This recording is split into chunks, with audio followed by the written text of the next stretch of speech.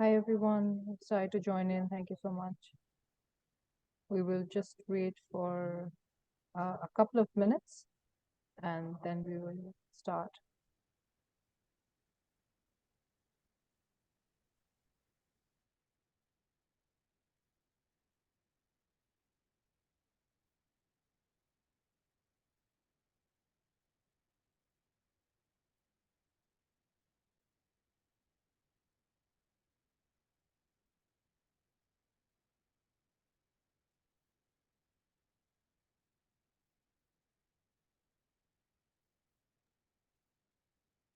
Hi, Tim.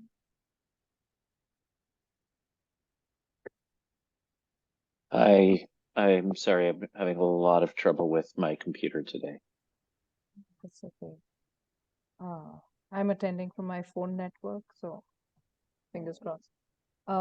Okay, so I think we will start without taking any more time because I know Dr. Fraser, Dr. Suresh, and Dr. Janak have a lot to discuss today. So let me just get started. Please pardon if there's any background noise. I'm sitting in a public area. So welcome everyone. Thank you so much for joining us. This is the second in the series of webinars, not the types of webinars, but the webinars that we are doing focused on historical assessments, essentially, which looks at historical lens towards understanding agri-food systems in South Asia. We earlier had one session on Pakistan, and today we will be focusing on Nepal. So we have three brilliant researchers who have been doing this work with the TAFSSA project, and they have been focusing on the historical aspects of agri-food systems in Nepal, and essentially trying to look at how historical factors can explain quite a bit about path dependencies and lock-ins with the current problems that we face, and whether that can reveal any potential, pathways towards the future. So just a quick introduction to everyone. I've taken their permission to be short. So Dr. Fraser is senior lecturer in the School of Geography, Earth and Environmental Sciences at the University of Birmingham. He's a human geographer who has written extensively on shifting class, gender, and generational relations in agriculture.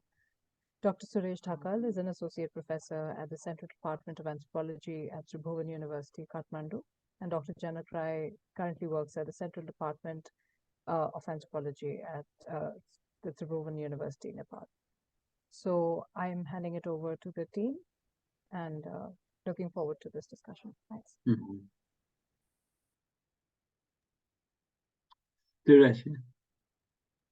Fraser, would you like to? No, sure. Yeah, sure. Oh, sorry.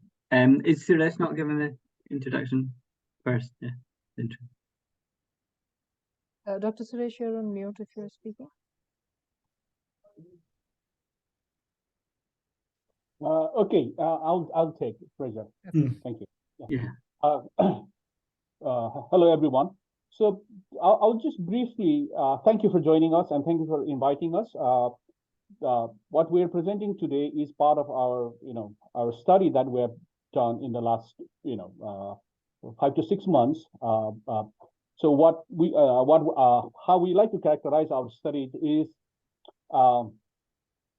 a broad but a comprehensive analysis of Nepal's agrarian transitions, but by focusing on the regional diversity of agrarian relations and their changing trajectories in the last 500 years.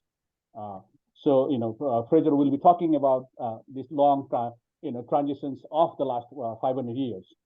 But 2 points. One important point that I'd like why this kind of studies is important for Nepal is that this studies, the significance of studies is also it will inform and help us to better understand the interplay between state making, control over land or resources, and the structure of power relations in between class, ethnicity, gender, and region in shaping Nepal present-day agrarian changes and crises.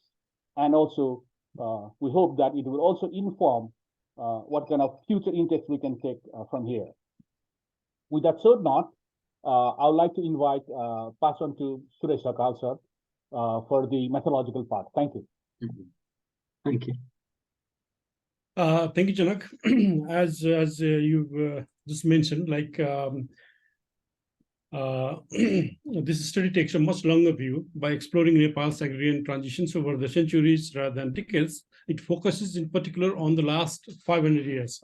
It also moves beyond the economic metric alone and combines insights from the diverse anthropological research on the Himalayan regions, attempting to offer a more nuanced analysis of the interplay between the economic, cultural, and political processes that are driving changes in agriculture.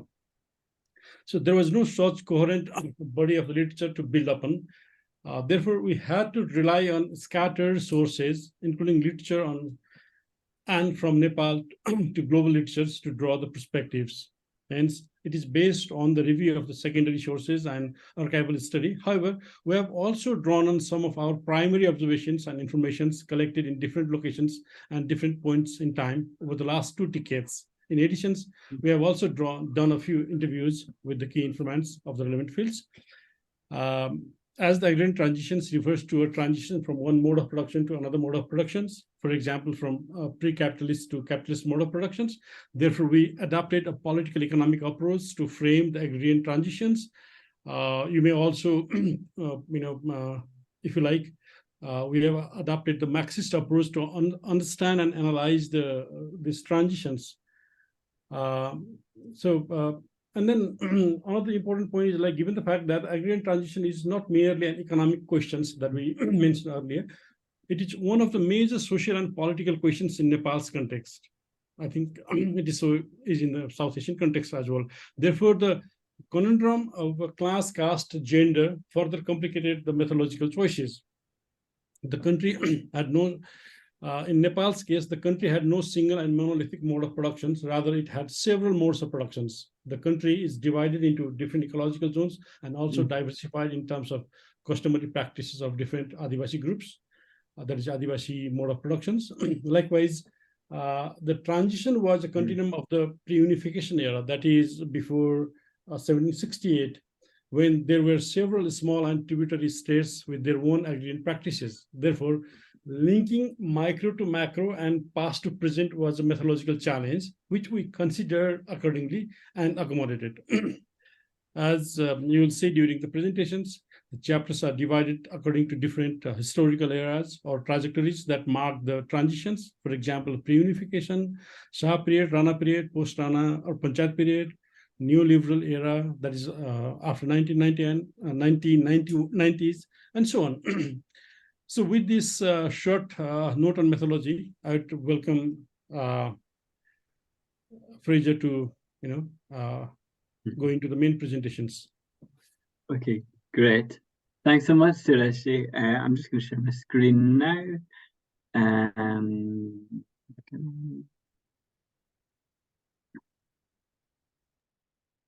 Yeah. One moment. Fraser, you will need to change the slide. Yeah, I know. I just need to just 1 second. Is that fine now? Can you see the screen? Yes, okay. perfect. Yes, perfect. Okay. Thanks so Yes, much for that introduction to the kind of larger conceptual and methodological issues, Suresh and Janak. So as you know, Suresh said, agrarian transition really is kind of the focus of this research. And my own background as a agricultural political economist really is very much around the transition between different agricultural systems. So what we're really talking about here in the context of Nepal is essentially, as Suresh said, the transition from one mode of production to another. For those of you who are not familiar with the conceptual idea of mode of production, what this really is about the intersection between the relations of production. So this is, who owns land, who controls the agricultural surplus, how is labor organized, the whole kind of power relations in agriculture, the relationship between that on the one hand, and on the other hand with the forces of production, which really means the relationship between people and the land. So the technology which is used, the cropping systems which are employed, the way in which crops are produced. And this constant kind of interaction between the forces and relations is really what makes the mode of production. And the character really of each system is and their interaction is really critical to shape the trajectory of agrarian change and also to understand contemporary food systems. So I think to briefly talk about the kind of regional social formations within Nepal, I mean, the first thing that Janak, Suresh, and I had to do was kind of work out how we were going to break up Nepal into kind of regions, which I call social formations. I think it's very difficult because, like, the provincial boundaries in Nepal are very, these are largely political boundaries, which were really designed for political expediency rather than having any kind of connection to the social, cultural, or ecological basis of different regions of the country. So we had to kind of create our own divisions of Nepal and look at the data through that way. So we kind of classified it into several regions. First, we have the kind of starting off with the Terai, but the far eastern Terai districts, east of the Koshi River. These are largely Adivasi, Tharu, Rajbanshi domains, traditionally very high rainfall area. Then the central Terai Madesh, which is the area of kind of predominantly is the kind of caste Hindu heartland, or the Madeshi heartland. We're speaking with a kind of predominantly Maithili and Bhojpuri speaking culture, a very much a caste society. Then the Western Terai Madesh, where you've got a much more complex combination of obviously high levels of settlement from the hills, but also the kind of heartland of the Tharu community in particular, although the Tharu do live across the entire Terai. So there's again a combination of peasant and tribal economic systems. Then Eastern Hills and Central Hills, very much similar in character. This is really a region where you've got, the Tibeto-Burmese speaking Adivasi groups of the hills who are living kind of alongside caste Hindu people who gradually migrated from the West over the centuries, Nepali speaking caste populations. And then Western Hills is the kind of what we'd call sort of the caste heartland of the kind of Nepali language. And it's largely a caste society with a few exceptions, such as the sort of Magar areas, the Kam Magar areas further in the kind of eastern part of that sub area. So that's kind of when I'm talking about Western Hills, Central Hills, Eastern Hills, Western Terai. These are the regions which I'm talking about. So you might want to just keep this map in mind. Starting off, I'm really going to go through the different kind of eras and really kind of, I can't possibly go into the entire sort of report, which we are publishing as a book now, but I can give a snapshot of the kind of the key features of each of these different eras of transition. Starting off in the kind of the pre-Gorkhali period, particularly the kind of the late Middle Ages, 17th and 18th century, which is where we've got most documentary evidence on agriculture.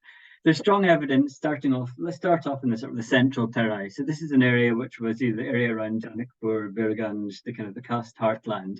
This is an area which probably has a very, very long history of sedentary sort of caste-based, sort of a peasant-based economic system. This wasn't, although it was extensive areas of forest, there's strong evidence that this area was home to what you might call sort of petty chieftaincies. There were sort of localized kingdoms and petty kingdoms where there was largely a kind of a proto-feudal sort of mode of production, a sizable agricultural surplus, and this can be evidenced by the large number of archaeological remains which date from kind of throughout the kind of medieval period. And was probably an early revenue sort of tax collection system, but this was still very much at sort of the fringes of the larger, more complex civilizations in the Eastern Gangetic Plains. So, in Koksar Parbaha of Saptari, for example, a lot of Nepali archaeologists worked there. There's evidence of some kind of a range of different settlements, which date back to kind of the 10th century and earlier. Also, even oral histories, when we were working in Koiladi of Saptari, there was a strong oral history that this was once the home of a small kingdom, around about 1,000 years ago. So some of these small chieftaincies have probably been around for quite some time. In the areas further east and further west, in the kind of the far east of the Koshi, and the area to the far west of the Terai Madesh, this is an area which traditionally had a much greater forest cover. And this was, of course, also the heartland of the Terai's Adivasi groups. So, Tharu, and in the east, you've got Rajbanshi, Bantar, Gangai, and Dhimal, and other groups. Heavily dominated originally by shifting cultivation, and very much as Janak, who is his own research has shown, is that this was a kind of, they had more of a culturally embedded rather than kind of formal legal relationship with the land. Janak has worked a lot in Dhimal communities and looked a lot at their history. So the land was essentially de facto common property, and it was used as part of a sort of itinerant livelihood rather than being fixed peasant plots.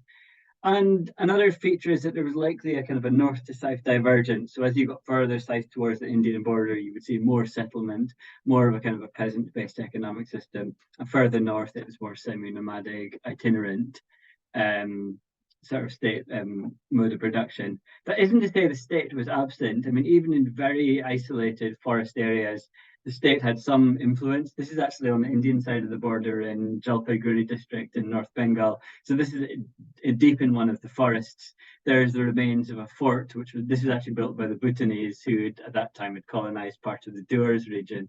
So, and they were actually living here and they were collecting taxation from the local Mich and Rajbanshi community, taxation on hunting and things like that, and different forest-based activities. So there was probably some form of state influence and some form of taxation, even in these remote agricultural communities. When you go up to the hills now, the pre-Gorkhali period, this was dominated by small principalities, as many people know, the Baisi Rajya and Chaubaisi Rajya. The 22 and 24 principalities in the west, and then further east you had sort of the Sen dynasty. This is probably a more complex economic system. There's a combination of different modes of production. So I'll talk a bit about the sort of hill Adivasi mode of production shortly, but there was also a strong kind of caste Hindu society, particularly in the west, in the caste communities. So areas, for example, which were within the administrative reach of the state were probably dominated by sedentary peasant production, fixed plots of land, private ownership, particularly amongst the castes who were sort of spreading eastwards, the Nepali-speaking community. But in the domains home to Tibeto-Burmese-speaking Adivasi groups, Rai, Limbu, and Tamang, and so on, this would have been dominated by sort of a tribal economic system, which I'll talk about in a moment. So this was dominated, shifting cultivation, transhumant pastoralism, customary ownership of land. So unlike in the Terai, where it was more of a common property, there was actually formal customary ownership of land. Certain areas were linked to particular clans and lineages. Very complex communal labor regimes, the Nogar system amongst the Gurung, for example. But also very limited accumulation of surplus. I mean, there was very few ways, even if you were a kind of a tribal chief or elder, you couldn't really accumulate surplus because there was nothing to do with it. There was no market for commodities. There was a very because there wasn't enough labor, it wasn't any benefit to have lots of land because there was no labor to cultivate this land. So there was also, of course, a strong redistributive ethos as well within Adivasi society. And ritual activity supported the kind of redistribution of wealth. So people hosting cultural events, and that was a way that wealth surplus could be redistributed. This is kind of all but gone in Nepal, although it probably persists in areas such as northeast India. This is actually near the India-Bhutan border, where there is a lot of shifting cultivation and people living in really very isolated forest-dwelling communities with kind of limited concept of private land ownership. In the Western Hills, what's interesting is that, although people consider a caste as being a kind of a caste society, there's strong evidence that they were originally practiced very much in Adivasi mode of production. So, I mean, research on, the prior to the Khasa Empire in the 11th century, many of the sort of what we call today Brahmin and Kshatriya community were actually a relatively egalitarian system, carrying out, the mainly transhumant pastoralism, coarse grain production, high amount of but they went this kind of through this wave of Sanskritization. They became sedentary and they began to assimilate upper caste migrants from India. So, and over time they sort of emerged into a caste society. So what we call, Adivasi mode of production is really what I'm referring to as the mode of production itself, not necessarily directly associating it with particular socio and economic groups. So the Khasa Empire, this is the Sija Valley in Jumla. This is where the sort of transition, this is where there was a kind of a more complex state formation developed. And from there it underwent a wave of Sanskritization and sedentarization as well.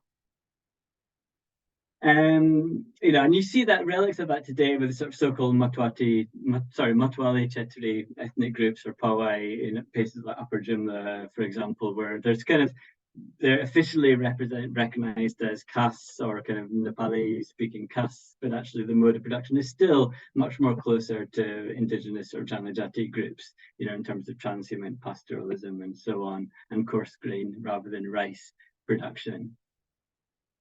So as I said, I've spoken a lot about cropping systems already. I'm not going to go into it too much detail, but it's likely that rice kind of came into the hills right under the Khas kingdom, possibly initially from Kashmir, and then at the same time it came from the south through migrants coming up from India. So over time, paddy cultivation slowly made inroads in the hills, but on the whole, in the areas which were home to the Adivasi mode of production, this was not conducive for paddy cultivation. So it would have been the production of coarse grains, buckwheat, dry rice, and millet, for example, which have up to, millet has for over 1,000-year documented history in Nepal. And also millet is very important for Adivasi, many different Adivasi cultures across South Asia, actually.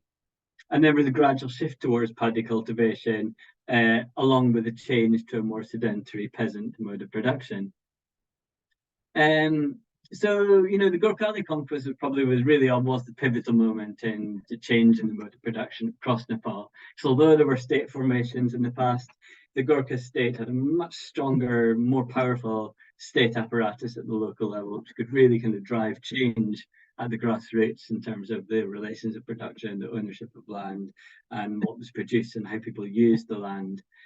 So the most important, has been well documented by Mahesh Ragni and countless Nepali and international historians on Nepal, is the tax collection hierarchy. So there was a complex tax collection hierarchy which was implemented across the Terai, multiple systems of functionaries who were collecting revenue, which was based largely on the Mughal system in India, which was later adopted, of course, by the British colonial regime. So this precipitated the emergence of a kind of a landed elite in the Terai.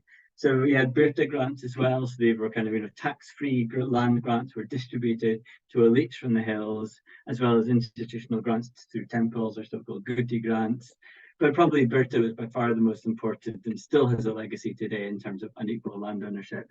And then at the same time, as well as the Birta grants, there's the sort of tax collectors themselves, as I said, who emerged into a sort of a landowning class. And you see this particularly initially in the caste heartland of kind of the central Madhesh, where you saw a lot of the upper castes, but also middle castes such as Yadavs, for example, emerged into a sort of powerful landlord class throughout the kind of late 18th and 19th century. There was very limited agricultural infrastructure in this region, some irrigation, so largely through these large village ponds, and people had to use this manual device to lift water from the ponds onto the land, but there were no kind of canals or anything like that. Now, in the more, this applies to the kind of the caste heartland in the center, but when you go to the east and west, to the sort of the more forested belt, which is dominated by Adivasi groups, there's a kind of a more complex way that subjugation takes place. So first of all, the priority for the state was to clear the forest. They wanted to maximize tax revenue. They wanted these shifting cultivating communities to be settled, tax-paying farmers. And there was essentially, 3 stages of subordination. The first stage to kind of break the Adivasi mode of production amongst the Tharu and Rajbanshi and other groups was to create an indigenous functionary class. So this is something that an old strategy in my own country, Scotland. This was the way in which the Scottish Highlands was colonised, was through getting the clan chiefs to become the feudal overlords. So there was a kind of an indigenous functionary class was created. They were given the role of tax collector, usually from within the indigenous hierarchy, and they would appropriate a share of the produce from the farmers, and they would also accumulate a small amount themselves to enrich themselves. They would also be given land for their services as well. And of course, this process of, the tax burden, combined with the fact that they were under pressure to clear the forest frontier and settle peasants permanently, and with that made shifting cultivation really became unfeasible as a livelihood strategy. So people could no longer simply escape, the so-called escape agriculture, whereby they just go deeper into the forest, was not feasible anymore.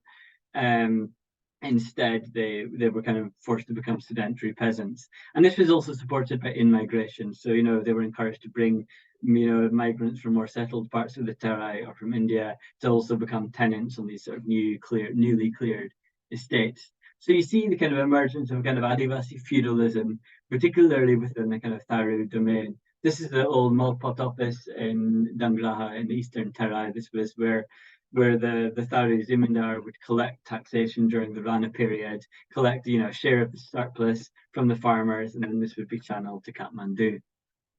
And this is now, of course, largely in disrepair. So in the hills, the Gorkhali conquest, again, you have a very different pattern of subjugation.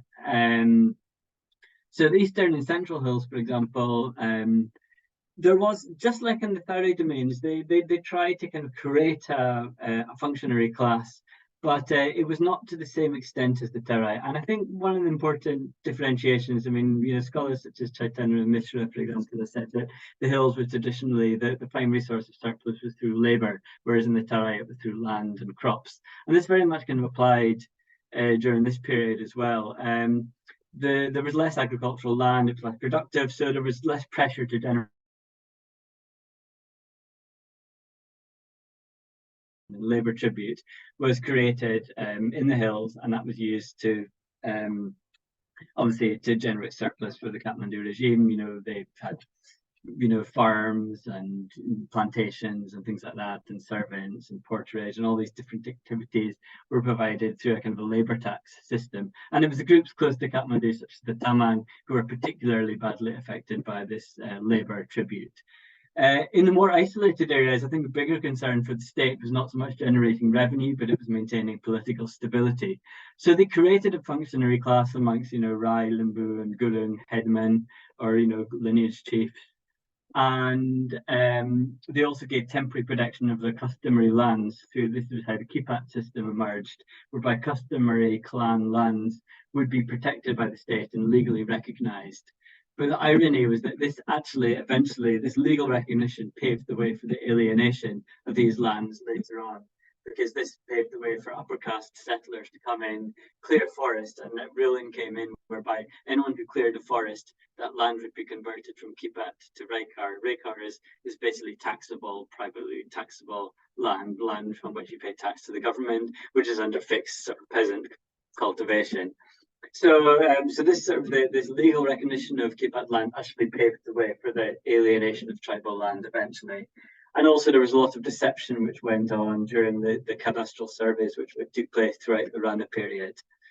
And of course, this was what went alongside this was the growing population, and also a lot of this very strong wave of westward migration of castes, you know, caste Nepali-speaking upper castes, and that put greater pressure on resources. And then this migration started a long time ago, you know, in the 15th, 16th century, and gradually sort of spread eastwards throughout the Rana period. And within this context, so-called shifting cultivation became unfeasible. So again, you see the same sort of dissolution over time of the sort of Adivasi tribal system. Although it's worth noting that it was a much more gradual process in the hills than in the Terai. The Terai saw a really dramatic change. In the hills, it was a much more gradual process. And there was areas where you had relative land abundance. So this is an example. This is the Hongu Valley in Solukhumbu district, very remote valley, home predominantly to the Kulin Rai community. Within this area, there's kind of anecdotal evidence that sort of shifting cultivation and sort of relics of the kind of Adivasi mode of production actually persisted until even into the 60s and 70s, because, you know, this was quite far from the state. There was a lot of land, so, you know, this process of subordination was much more challenging because people could simply clear new plots, and that sort of maintained a relative equality. But also, as much as anything, there was less in-migration to this area because it was so rugged, and it was not very suitable for rice cultivation as well. So it didn't attract, you know, caste Nepali-speaking caste settlers in this domain. Cropping patterns throughout this Panchaya period, this Rana and Gorkha period. I think the biggest change was the so-called Columbian exchange. So we had new crops coming in from the Americas. So crops such as potato and maize, for example, supported considerable population expansion across the hills. And it could also be integrated into the existing shifting cultivation cycles while that shifting cultivation system persisted. There was also substantial canal building in the hills, particularly in the far west and midwestern region, the sort of Nepali-speaking heartland. There was extensive and complex canal systems which, you know, date back 300, 400 years, even some of them. But particularly during the Gorkha and Rana period, a lot of these canals were built. And that really kind of consolidated the rice-wheat cropping pattern, which you still see today in the Western Hills. Early commercial crops included things like indigo, sugar, and cotton in the Terai. And in the Terai, it's quite interesting. Although it was largely a feudal system, there was extensive production of commercial crops, which also helped generate revenue for the Rana state. And these crops, of course, had a market in India, and particularly with the kind of emerging colonial economy. The formal efforts to set up kind of large-scale plantations largely failed, and what you really had was feudal estates, which were producing commercial crops for the market. A couple of changes in the late Rana period. Firstly, you had the acceleration and distribution of land grants. So, you know, land grants, Birta grants continued to be distributed throughout the Rana period. You had early investment in irrigation infrastructure. So the Rana built the first sort of big canals, like the Chandra Nahar in Saptari, for example, was built in the 30s. You also saw growing integration into global markets. So more than ever before, you know, there was new sources of revenue for the regime. And over time, gradually, it was actually trade which became the primary source of revenue rather than land tax. So you saw a shift whereby land tax actually went down in value over time, where because the government no longer needed, you know, land revenue, the administrative apparatus was complex. Of course, you know, to keep up with population growth, there was only a limit to how much surplus you can appropriate. So, you know, taxation on imports became much more important to the government throughout this period, as well as taxation on exports and the revenue from selling timber, in particular from the terai, as well as cash crops. But what this did do, this didn't really benefit the farmers. Who this benefited were the local landlords. So the local landlords in the terai, the kind of you know, the Tharu Zamindars, as well as the, you know, the Birta recipients, who are mainly people from the hills. They, of course, were now able to corner a much greater share of the surplus because the state was taking much less of the surplus in taxation. And this really paved the way for the kind of localized landlord-tenant relationships, which are predominant today across the region. And I should also mention that this same process took place in Bihar and Uttar Pradesh as well. This gradual shift from taxation to rent as being the primary form of feudal surplus appropriation. This took place also around about almost in parallel to what happened in Nepal. So moving now into the Panchayat era, 1960s onwards and up to the 1990s, starting off with the terai. This was now the period of developmentalism. So there was periodic 5-year plans, strong emphasis on agricultural development. This was a state, you know, actively seeking legitimacy after, you know, over 100 years of feudal Rana rule. They wanted to be seen as a modernizing state. So there was large-scale investment in irrigation, influx of foreign aid, regional development programs, and the local land reforms. I'm going to talk a bit more about land reform in a moment, but the land reform were important symbolically, although they had very limited actual impact in terms of redistributing any crop. Redistributing any land, except possibly the Kathmandu Valley, which is one of the only areas where the land reform had a real impact, and that was due to a very kind of a sort of very powerful sort of peasant movement in the Kathmandu Valley. One of the biggest changes in the terai after the land reform was that the Adivasi landed class very quickly lost their power. So the old sort of Tharu Zamindars, they'd lost their political role with the collapse of the old Rana tax collection system. And they didn't have the same kind of connection to the state that the big hill landlords, such as the Birta recipients, who also had land in the terai, they didn't have the same connections. So they were the first to kind of lose out their land during the land reform process. And this has been well documented in my own research in the Morang Sari, but also research in, you know, the Dang Valley as well. I came up with very similar conclusions in the West, whereby the Tharu nobility sort of gradually lost their power over time. And then they also fell into debt very quickly. Many of them had very high expenditure, very high cultural expenditures. And with the monetized economy, they had less experience of being engaged in kind of, you know, commercial venture. So they very quickly lost out. So what you saw in the areas such as Morang and Sunsari, for example, is a transition from a local Tharu landlord class to a kind of absentee landlord class who are mostly hill origin landlords who lived in Biratnagar, Kathmandu, and other hill districts. In the sort of caste heartland in the central Madhesh, this was kind of really an archetypical feudal system.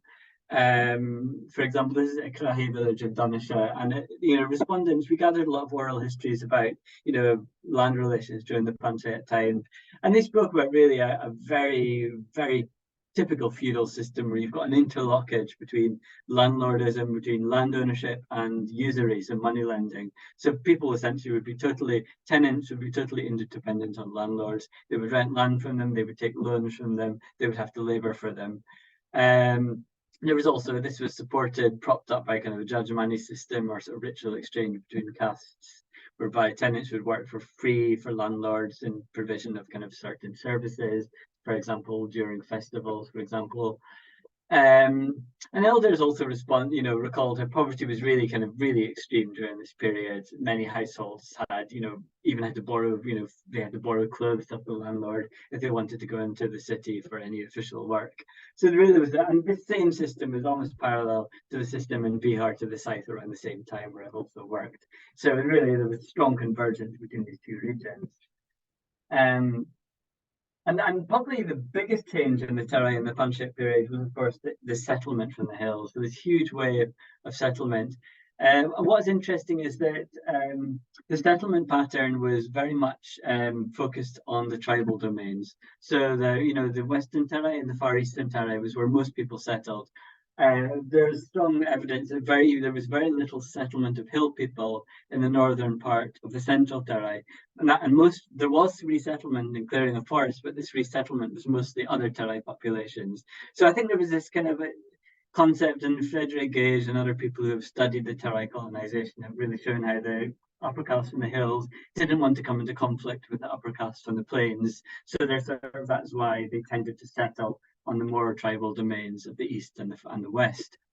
So what was interesting about the settlement was that it didn't really so much displace the kind of the Tharu population. It did in some parts of the west, but what this really did was it created an entirely new mode of production in parallel to the sort of more feudal mode of production which most of the Tharu community were integrated into.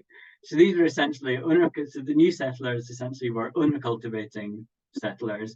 They were owner cultivators, they had their own land on what was left of the forest frontier, and they really benefited from the very high levels of productivity in this region. And you still see that today. This northern settler belt of the Terai is by far the most productive because most people own their own land.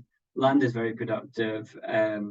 Ecologically, this is very good soil. Whereas further south, you've got these more ecologically drained areas, depleting groundwater, and still the persistence of sort of feudal landlordism. I'll talk about that towards the end.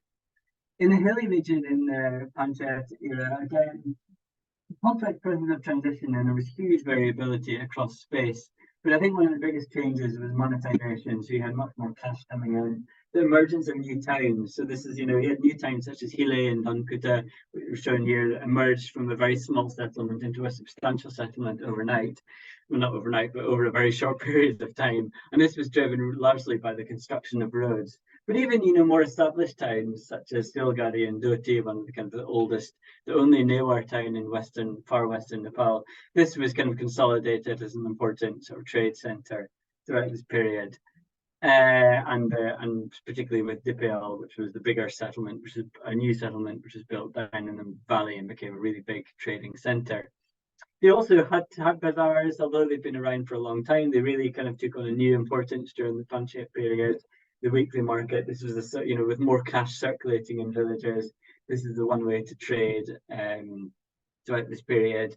And also you saw much more, in the local markets. You saw this was taken around in the early 2000s in Dingla and Bhojpur, where you see, you're beginning to see, this was obviously much later, but you see the kind of traditional handicrafts on the left of the picture, on the right of the picture, traditional copper vessels, and then the modern sort of Chinese imported and Indian imported vessels on the left. So you're beginning to see much more kind of foreign imported goods. And then what this did, imported goods gradually undermined domestic industry. That, of course, put craftsmen out of business, and that further increased the demand for cash and the demand for off-farm labour.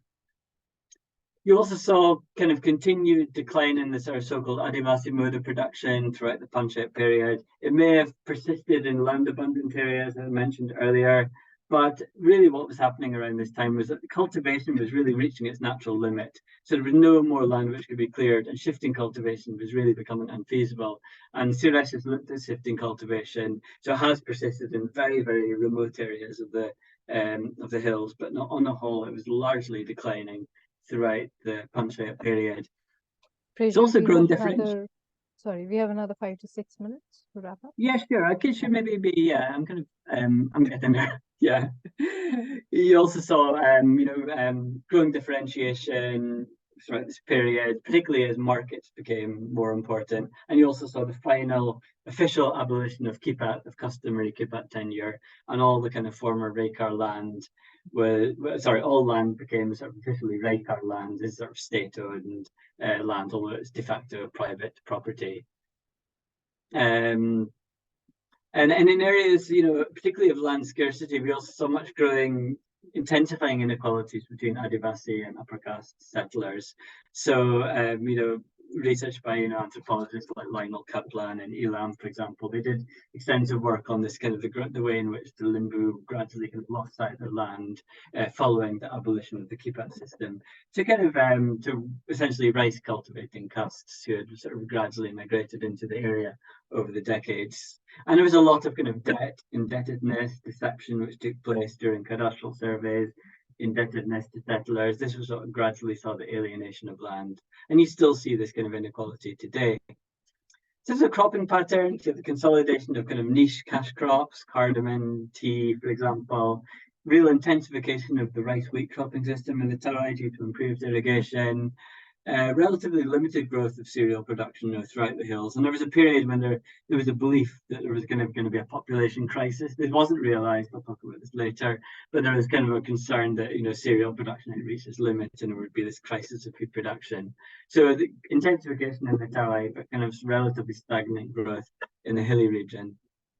Then moving into the contemporary, the last sort of section, neoliberal era, obviously intensification of the spread of markets, new markets, but also rising costs of production, privatized fertilizer markets, privatized irrigation markets. So obviously costs of production are going up, although farmers have a much greater access to different tools and technology and seeds and fertilizers and so on. Everything is available now. Also, you have the agricultural development plans. Agricultural perspective plan, for example, was a kind of central kind of neoliberal. It sought this kind of neoliberal transformation in agriculture, whereby farmers would shift to becoming petty commodity producers. So everyone is producing for the market, taking advantage of Nepal's complex agroecology and different altitudinal zones with niche crops produced in each zone. So there was this really kind of visionary strategy, which is however, very much neoliberal in character. And it largely failed to meet its objectives, and I'll talk about why in a moment. Just to kind of give an example of the levels of change in the hills. So this is Bhojpur Bazaar taken in 2007, and this is Bhojpur Bazaar in 2022, in exactly the same location. So you can see a huge transformation in this market from a very peripheral market. It was still a market then, but this was before the road was built. And then 2022, you're seeing this huge expansion of the town where you can buy their supermarkets, everything is there now. So, this was after the road was built. So you can see in just over a decade how quick this transformation has been in terms of the influx of markets and commercializations into the hills. In terms of commercial crops, obviously there was a lot of niche cash crops became more important, but these niche cash crops are also they not necessarily always offer accumulation of wealth. Land is still very unequally distributed, and this meant that agricultural perspective plan and other documents really failed to meet their objectives because people didn't have land to bear the risk to do this intensive cash crop production. And there's no evidence of kind of capitalist social relations emerging. Obviously, crops such as cardamom remain very important in places like Bhojpur, Sankoshwaba, Elam, Taplajan, and so on in the Eastern Hills.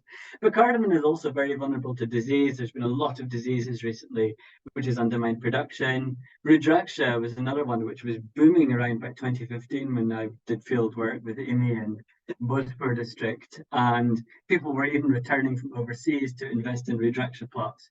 But by 2022, the market had almost entirely collapsed because there was changing demand in China, which is one of the main markets for Rudraksha. Rudraksha, if anyone's not familiar, is the sort of sacred bead which are used in Hindu rituals, but it also has a huge market in China as well. So, and it's used in traditional Chinese medicine in various different functions. So yeah, so it just shows these niche cash crops are highly risky for farmers. I think another trend you're seeing improved living standards. You know, people have electricity, access to phones, you know, access to better seeds, better irrigation, but that comes at a cost. So improved living standards and improved agricultural inputs, the byproduct of that is in much higher levels of financial distress, so much higher levels of indebtedness, for example. Things like this, you know, extends into the cultural sphere. These are the gifts at a Faroe wedding, you know, so really extensive amounts of money people are spending, of course, for life cycle events. And that, of course, has a knock-on effect in the agricultural economy, because then people have got no money to invest on the land. And this kind of goes alongside the monetization, consumerism, commercialization. It's all part of the same set of processes. Also, of course, growing climate stress. This is a some dried up fields in Doti district. This is just taken earlier this year. So areas where, you know, springs are retreating, land terraces have become unfarmable anymore. And then, of course, there is the ability you can adapt to climate stress through, you know, investment in irrigation, like groundwater, for example, in the Tarai. But your ability to invest is again linked to your land ownership. So unless you've owned land, you're not going to dig a tube well on land which doesn't belong to you if you're a tenant, for example. So, and likewise, you know, if you have a very small plot of land, an investment in an irrigation system is simply not feasible. So in terms of the mode of production today, this is the last 3 slides now. Well, so one of the biggest changes since the 90s is in the central Tarai Madesh. So the kind of so-called Madeshi landlord class is more or less gone, and that has been one of the most notable transformations. The People's War, for example, from 96 to 2006, that encouraged a lot of landlords to sell off their estates or migrate to cities, move away. The landlords themselves have lost land due to fragmentation within families. There's really only some pockets where we still have this kind of Madeshi landlord class, such as Koiladi village in there, you know, and some of the areas of the Toshi floodplain, where you've got these large Rajput landowners who are still quite powerful. But on the whole, in most of the central Tarai Madesh, the sort of so-called Madeshi landlords are history now. And it's really the richer farmers, the local big farmers, who are at the apex of the agrarian system. However, in the Eastern Tarai, the sort of so-called Faroe domains, it's a very different story. So in Morang and Sunsari, you still have most of the land in the southern part of Morang is still owned by hill-based landlords or hill origin landlords. So in Talaha of Morang, that former village development committee, 78.82% of the land is under tenancy. And out of this land, 3/4 of that land belongs to landlords living in Biratnagar. And this is the legacy of the Rana period of land grant distribution and, you know, the breakup of and as well as the land reforms whereby Faroe landlords lost their land, often to hill settlers. So there's really a continuing crisis of landlordism. And in fact, a longitudinal survey that suggested that although the level of under tenancy has actually increased in the last 12 years. And the rent burden is a really critical driver of food insecurity amongst farmers here. In the hills, on the whole, it's a kind of very much a peasant mode of production, increasingly differentiated though. So you're seeing growing inequality in the distribution of land, more distressed sales of land due to outmigration and loss of land, you know, high levels of kind of scarcity, debt, and so on. There's pockets of sort of feudalism. This is a valley in Bhojpur where most of the land belongs to Brahmin landlords who live in Dingla Bazaar, and then they own land down in the valley in the Besi, and most of these are sort of Magar and Dalit tenants. So you've got these small pockets where you still have sort of proto-feudal relations, but you're also seeing one of the biggest changes in cropping is changing food habits. Abandonment of millet and coarse grains. People are now, you know, not consuming millet. They're only using millet to make rakshi, to make alcohol, or to feed to the animals, and they're not consuming it. And then they're using money to buy rice. So in the non-rice growing areas, you've got people increasingly buying rice now. Within this context, inevitably you have growing articulations with capitalism, but not through commodity production as was envisaged in the state agricultural production, but through low-wage labour. And labour is changing as well. So, you know, even as late as up until 10 years ago, a lot of young men in the Eastern Hill worked porters. That economy has disappeared in the last 3 to 4 years with the completion of roads to most of the district headquarters. So this was taken in 2002. These are porters in Pakribas and Dunkuta loading up their loads before heading out into the Arun Valley. This is now a thing of the past. However, migrant labour is what really filling in the gap. And it really is migration, which is the primary mechanism through which surplus is appropriated from the hills today. And this has complex outcomes for agriculture. There are a small number of people who have been successful, and that's a whole other study. But we finished a massive study on this, which suggested that, in fact, migration is perpetuating inequalities, and it's having very limited transformative impact within the agricultural sector. Last point around environmental outcomes. Degradation of the Churia and Mahabharat range continues. That's a growing problem. But in other areas, there's been a restoration of forest habitat. So that's one positive outcome of migration, is that there's less pressure on forest ecosystems. Also, a lot of migrants are investing in agroforestry because it's low labor. So that's contributing to some kind of ecological recovery in the hills. I think that's kind of the end really now. And I don't really see any benefit in doing a kind of synthesis. I think we can end now and talk about a bit more about this bigger question about learning from the past to understand the present. Yeah. Fraser, thank you. And thank you, Dr. Janak and Dr. Suresh, for this work. It's been, I think the report is now already expected to get published as a book, and we already have a summary report online as a TAFSSA output.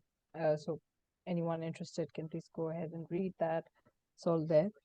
So if there are any questions, please raise your hand and I will give you permission to join the panel. But if not, I do have a couple of questions which I would like to provoke for a discussion, because we have a 3-member team in today's webinar. Marjabin, can you just keep a lookout on the participants list? Yeah, sure. Yeah, okay. So please raise your hand and Marjabin will allow you to ask the question in person. But in the meantime, what I want to do is I want to provoke one question, because Fraser, you left it off at that last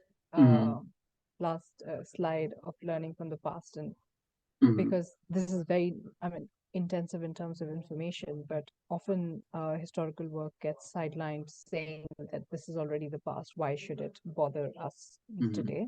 So I was just thinking whether I could urge the team to share with us, for instance, if you've ever considered it, what are the 1 or 2 key government focus on agriculture issues and solutions that are currently being given in policy?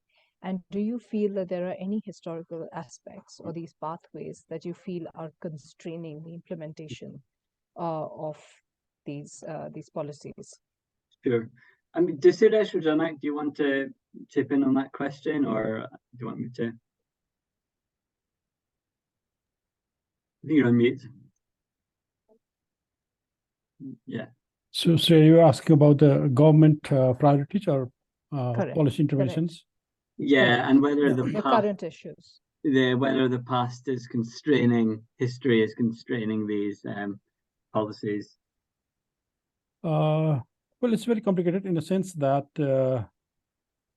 for example, if you see the kind of agenda of every political party and even the government and government, priorities in the periodic plan and its land policy, they talk about the land reform, and then it's very poorly defined what is land reform in that sense.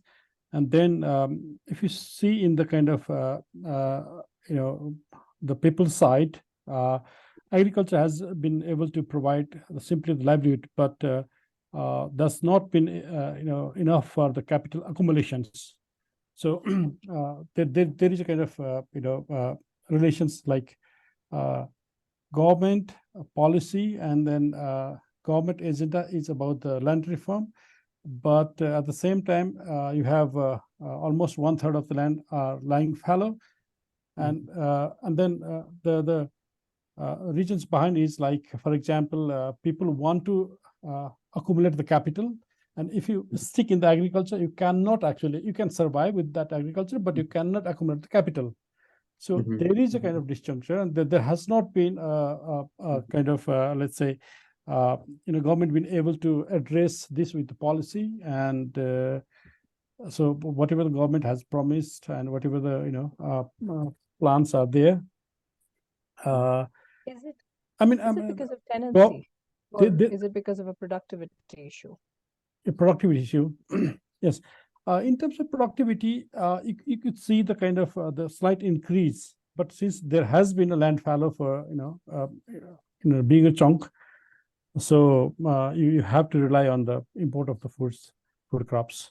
So my point is, like, for example, we are very much obsessed with the land reform issue, and then the government and political parties who lead the governments are very much obsessed with the very traditional types of land reform agenda or land reform projects.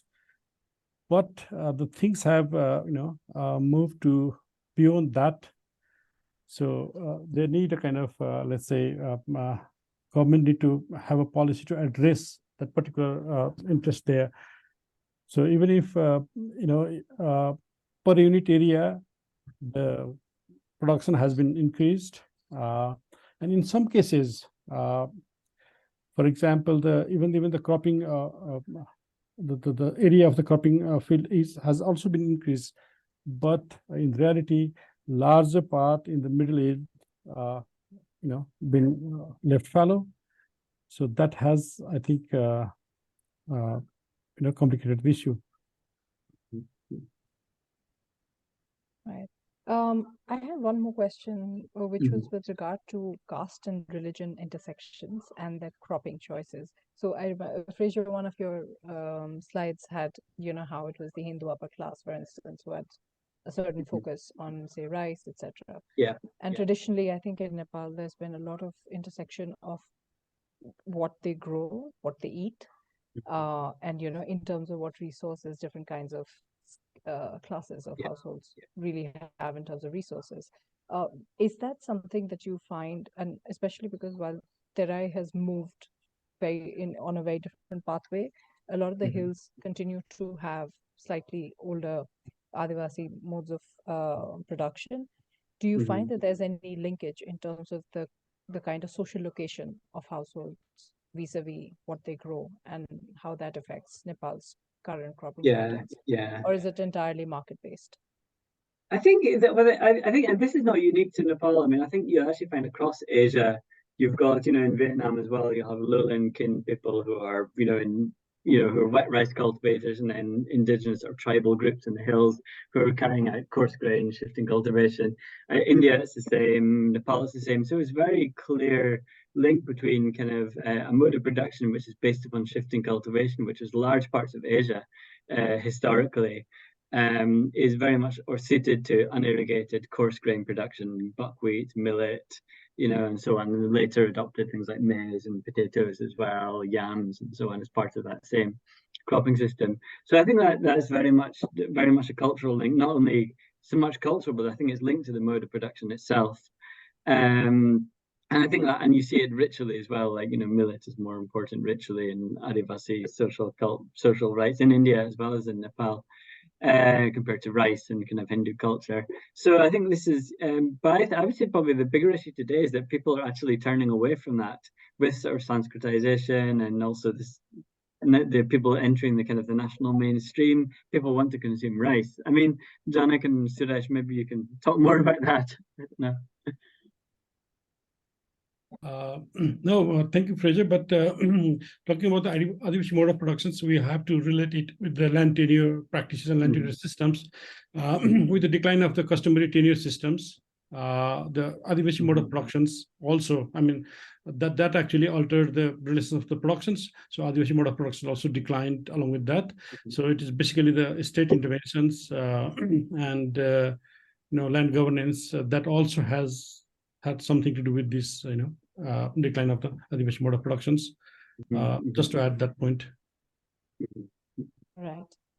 So David, I can see your hand is up, and I've already given you permission to sort of use your mic.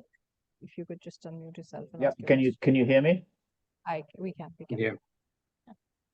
Thank you, Fraser. That was I'm sorry I missed the very beginning, but I thought from 10 minutes in, I thought this was a fantastic really tour de force as an overview. Thanks. Really brilliant. But a couple of very different questions. One is about the I mean, I'd like to know more where you say that the the agricultural perspective plan, agricultural development strategies, and so on have failed. I'm sure you know the book by my former student Ian Fitzpatrick called Cardamom and Class, where he shows that, I mean, cardamom is one of those rare crops where, if you're lucky, if you manage to avoid the disease and stuff, if you get the right time, but it's but quite a lot of people actually, the village where he worked, Mamanke, was is now held up as the kind of typical traditional Limbu village, but actually it was formerly inhabited by Chetris who moved out, who made money out of cardamom, move out, taken over by Limbus. And many of them also, made so much money that they moved up in class. They were able to migrate to the Terai. So the whole thing, the kind of migration and the cash cropping is all interlinked. So, I just wonder, I'd like to know more about, I mean, clearly that has been the strategy of the state, is to try to encourage this kind of niche commercial agriculture where Nepal can take advantage of its verticality and have this successful cash crop. So why hasn't that been possible to kind of scale that up? So that's the first question. The other one is, the second question is really a kind of more nerdy kind of historical anthropological kind of question about feudalism. We use the term feudalism quite a lot, but I wonder whether, I mean, the kind of feudalism you had, let's say, among Tharus in the Dang Valley is very, very different from the extremely caste-inflected hierarchical of the central Terai Plains. Those are two very different things. What the Tharus had was, maybe you should call it Adivasi feudalism or something. It's a kind of, yes, there was extreme inequality. Yes, so some Tharus owed service to the class, the people who became the landlord class, but it was a very, very different kind of feudalism from sort of Judgmani type feudalism you'd have in the Central Plains. Yeah. I mean, I can answer the feudalism question, if that's the area, but first, and Suresh or Janak, do you want to answer the first question, or I mean, we can all, contribute. I mean, on the feudalism thing, it's this is interesting because I've actually been just recently thinking about this concept of kind of sort of so-called tribal feudalism, because it's I'd say probably a closer analogy is, like the Scottish clan system, for example, where you've got essentially a feudal system, but with a strong kind of clan-based ethos and a strong element of redistributive characteristics within it. So I think it is a different mode of production. It's not archetypical feudalism, so it's very different from the feudalism of, in the caste heartland. But I think the fundamental features, which is, concentration and ownership of land, appropriation of surplus for luxury consumption rather than reinvestment in capital, and the sort of largely in-kind, non-monetized character of the relationships, I say that's still in place, but it's definitely a different system. I don't know, Suresh or Janak, do you want to say anything on that? On feudalism? I think, thank you, David, for the question on feudalism. I think that's a very important and interesting questions on, the problem with using feudalism as a very, generic concept, which actually differs from, particularly in the case of Terai, in my own work with Adivasi Dhimal, who actually, were very latecomers in farming. Tharu had a long history of farming, whereas, until even the early 20th century, only few Dhimal families would own the land, whereas many Tharus, many Dhimals, like the one described by Arjun Gurunaratne, would not be willing to take the land as under their names as a owner, because there are a lot of complications, tax, challenges, and culture ethos of different kind. So, and eventually, there was also a very class based on the landed group, Dhimal families with big lands, but very, and they were just a few. But then there were, their other relatives would work in the land, as a tenant. So it from a very, one perspective, it looked like a feudalism, but the way it operated, it was fundamentally different. I think I have a paper on that. So I think that's a very important point regarding the cardamom. Since I work particularly in Tarai, so I'm really not aware of. I haven't really been updated with it. So maybe Suresh has something to add on the cardamom and other. Apparently, three of us work more in Tarai. Yeah. I can add on the cardamom thing. I actually, funny, I was actually reading your book Cardamom in class, David, just yesterday actually for this same project. So it's good, very good question. I think it was a really interesting study, and I think that your student did, your PhD student did. I think cardamom is quite unique, I think, and it is actually it's a very low bulk, high value commodity. But I think that possibly that book was about 15 years ago. When we were recently in Bhojpur looking at cardamom production for another project, it was actually under a lot of stress. There'd been a kind of rhizome rot, so there'd been some kind of disease, had been really undermining the yields. And like Rudraksha as well, so there's periods where it goes through a boom and there's accumulation. So Rudraksha, everyone was buying land to plant Rudraksha, and then within 2 years the market had gone, and people were actually cutting the Rudraksha trees for firewood for Daura. So yeah, there are elements of success. There's also an area of in the above Dankota where they're producing off-season vegetables, which had totally transformed due to vegetable production. So it was what the APP was envisaging. There was large-scale production of cabbages, and there was truckloads going to Siliguri every day carrying these vegetables. Last I heard, they were now starting to produce off-season vegetables in Sikkim, so this was undermining the market, and farmers were getting a really poor price. So I think until Nepal deals with firstly unequal trade relationships on the one hand, and secondly this issue that land issue as well, and also agricultural extension, really expanding the reach. I think this APP tile growth trajectory is, I think, probably quite unlikely. I mean, Suresh and Janak, maybe you agree with that or not? No, thank you. Just to add one small footnote, David. Dr. Suresh, last point, because I also have to remember sure. we are above time. No, I just wanted to make it clear that to David. Thank you for your questions. And talking about this feudal mode of productions, what I would like to repeat what I said in the beginning is that, for example, we have not actually considered the single mode of production or the monolithic mode of productions or the mode of production as block to apply to the the whole country across the time and across the space. So we're talking about the modes of productions. In that sense, I think it is somewhere justified, and then that is also operationally defined in terms of interpretations in the text. That's simply one footnote. Thank you, David. Right. Thank you so much. I'm really sorry. I'm going to have to close the session a bit abruptly.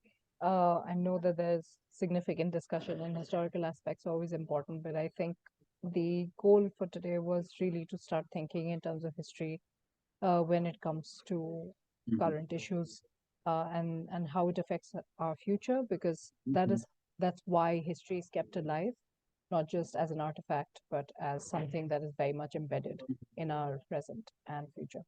Okay, so thank you very much. I would really like to thank all three researchers, not only for working on a very, very intensive report. It was really fun to read for us as well. And today was a really intensive presentation. Thank you so much. And thanks everyone for joining. Great turnout. Thank you very much. Thank you, everyone. Thank you, everyone. Thank you. It's been a pleasure. Yeah.